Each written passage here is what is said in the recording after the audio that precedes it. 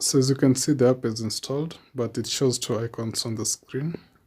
And I want to show you this as a developer, how to go about this from your Android Studio. You can't remove either of this, because when you try to uninstall one, you see both apps go away. So keep glued to the screen and see how to go about it with Professor Bud. Hey guys, now let's go about it. Open your Android Studio project and under your manifest, click on the manifest.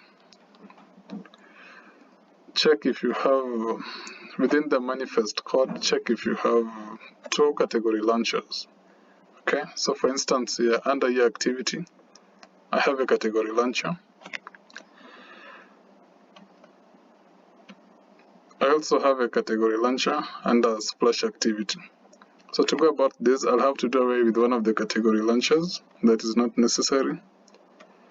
In this case, the one under here activity. So let's run our app. Again, that is it.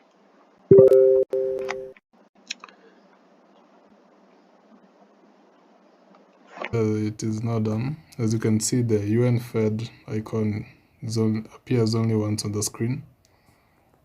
So hit the plus button and double tap on this video